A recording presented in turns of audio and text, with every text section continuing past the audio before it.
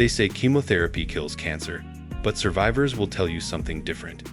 Hope, raw, stubborn, illogical hope keeps people alive long before the medicine does. And when you listen closely to the people who have stared death in the eye and walked back, you start hearing the same pattern. Their bodies were weak. Their scans were bleak. But their hope? It refused to die. Today, you're about to step into 3 of the most extraordinary journeys. Stories that don't just talk about surviving cancer, but about defying it, overpowering it, and rebuilding life from the ashes with nothing but faith, courage, and an unbreakable will. There are 2 dates cancer survivors never forget. The day they're diagnosed, and the day they realize they're not going to let it win. The diagnosis hits like a physical blow. You don't hear words after the doctor says, "We found something." The world changes shape. Everything plans, dreams, routines, collapses into one terrifying question. Am I going to live? But what separates survivors from stories that end too soon isn't the medication, or the hospital, or the scans. It's something invisible, something no doctor can prescribe. Hope. Because hope doesn't cure cancer, but it gives people the strength to do what the cure requires. Story 1. The woman who refused to plan her funeral. When 42-year-old Miriam first heard the words, "Stage 3 breast cancer," she didn't cry. She didn't scream. She didn't break down. She went silent. And when she finally spoke, her first words weren't what her family expected. "I'm not planning my funeral, I'm planning my comeback." Everyone thought she was in denial. But Miriam was dead serious. She refused to let cancer dictate her narrative. She knew the statistics. She understood the odds. But she also understood something most people overlook. Cancer attacks the body. Fear attacks the spirit. And fear is far more dangerous. Miriam walked into her first chemotherapy session like a warrior entering a battlefield. She dressed up. She put on lipstick. She smiled at the nurses. She made jokes even when her hands trembled. She said she wanted cancer itself to feel intimidated. But the truth? She was terrified. The first cycle hit her harder than she expected. Her hair fell, her appetite vanished, and exhaustion turned everyday tasks into mountains. One night, sitting on the bathroom floor with clumps of hair in her hands, she felt something she hadn't allowed herself to feel since her diagnosis. Helplessness. She allowed herself to break just once. But the next morning, she stood up, wrapped a scarf around her head, looked in the mirror, and said, "This is not how my story ends." And everything changed when she created a rule for herself. Every day, she would find one reason to be hopeful. Some days, it was a message from her sister. Some days, it was a nurse who smiled. Some days, it was watching the sun rise and thinking, "I live to see another one." Hope became her medicine, her focus, her anchor. Her scans didn't magically clear overnight. The journey was still brutal. But her doctors started noticing something unusual. Her energy was improving. Her recovery between sessions was faster. Her emotional stability was stronger than most patients. Chemotherapy was attacking the cancer. Hope was protecting everything else. After months of relentless treatment, she heard the one sentence she had fought for with every cell in her body. "There is no evidence of disease." She didn't scream. She didn't cry. She didn't collapse. She simply whispered, "I told you I was planning a comeback." Miriam now speaks to newly diagnosed patients. She walks into rooms filled with fear and leaves them filled with hope. She says that her cancer didn't change her life. Her hope did. Story 2. The man who saved himself with a promise. Daniel was a 29-year-old engineer who didn't believe in miracles, spirituality, or emotional healing.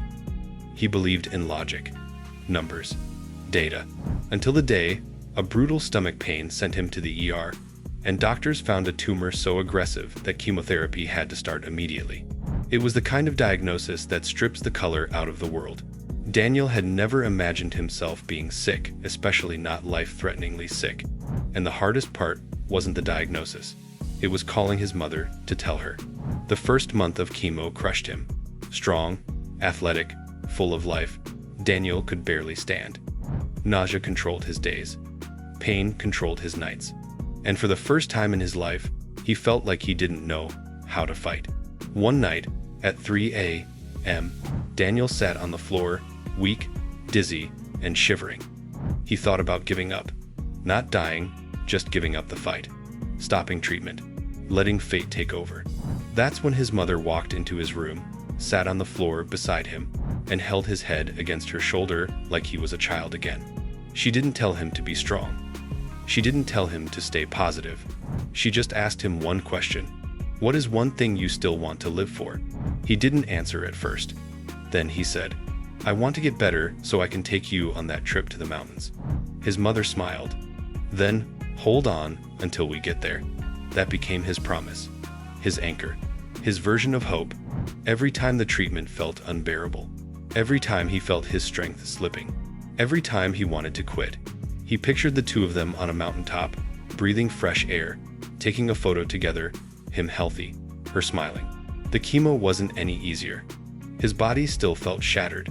His energy still crashed. But now, he had a direction, an image to move toward, a reason. When doctors reviewed his scans halfway through treatment, they were stunned. The tumor was shrinking faster than expected. His vitals were stabilizing. He was responding better than patients with similar conditions. Science dealt the blow. Hope gave him the power to stand after it. Months later, when Daniel reached remission, he didn't throw a party. He booked 2 tickets to the mountains. He and his mother hiked a trail he thought he'd never see again.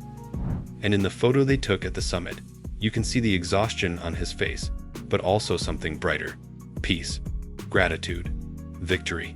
He keeps that photo in his wallet. Not to remember the battle, but to remember the promise that saved his life. Story 3. The child who believed she could talk to her cells. The third story is about someone who didn't fully understand cancer, yet somehow understood healing better than adults ever could. 8-year-old Lila was diagnosed with leukemia, and unlike adults, she didn't associate cancer with death. She associated it with something she needed to fix, like a broken toy or a scraped knee. When doctors explained chemotherapy to her, she asked the most unexpected question. So the medicine is like superheroes fighting the bad cells? Her doctor smiled. Yes, exactly. From that moment, Lila created a world inside her mind. Her cells became characters. Her body became a universe. Her treatment became a battle between good and evil. She drew pictures of white blood cells wearing capes. She named her strongest cell Captain Lila. And before every chemo session, she'd whisper, "Go get them." Her parents assumed it was just imagination. But soon, nurses noticed something unusual. Lila's attitude never dipped. Her energy didn't crash the way most kids did. She endured treatments with surprising resilience. One nurse said, "It's like she believes she's already winning." And maybe that's the secret, because when Lila had to shave her head, she didn't cry. She asked her dad to draw superhero masks on her scarves. When she felt weak, she said, "Captain Lila is tired today, but she'll be back tomorrow." When adults looked worried, she'd tell them, "Don't be scared, my superheroes are working." Her hope wasn't forced. It wasn't taught. It was natural. 3 months into treatment, her test results showed remarkable progress. Her body was responding faster than expected. Her doctors couldn't explain the speed, but they could explain her strength. Her emotional resilience was extraordinary. At the end of her final treatment, she handed her doctor a drawing. A superhero with a stethoscope. "This is you," she said. "You helped my superheroes win." Today, Lila is in school, healthy, energetic, and still drawing her heroes. She doesn't remember the pain clearly, but she remembers the belief that kept her going. If you think you can win, you're already halfway there. The hidden pattern in all their stories. 3 completely different people. Different ages, different diagnose, different battles. Yet the same common thread runs through their stories. Hope made the medicine stronger. Hope didn't cure them. Chemotherapy did the medical work. But hope gave them something even more essential. The will to keep showing up. The strength to endure the darkest days. The courage to fight even when their bodies were failing. Because cancer doesn't just drain the body, it drains the spirit. And when the spirit collapses, the body follows. Every survivor learns the same truth. Healing is not only biological, it's emotional, mental, spiritual. And sometimes, emotional strength arrives in ways we don't expect. A promise to a parent, a dream of the future, a sense of humor during agony, a child's imagination. A single reason to hold on. These small sparks can ignite a fire powerful enough to push someone through the darkest storms. The moment every survivor experiences. There comes a point when chemotherapy is not the hardest part. The loneliness is. The nights when pain keeps you awake. The mornings when you see a stranger in the mirror. The days when your body feels like it belongs to someone else. In those moments, hope becomes oxygen. It becomes the voice that says, try again, one more appointment, one more session, one more week. Hope demands nothing except belief. And belief demands nothing except courage. And courage? Courage is what every survivor has even when they don't feel it.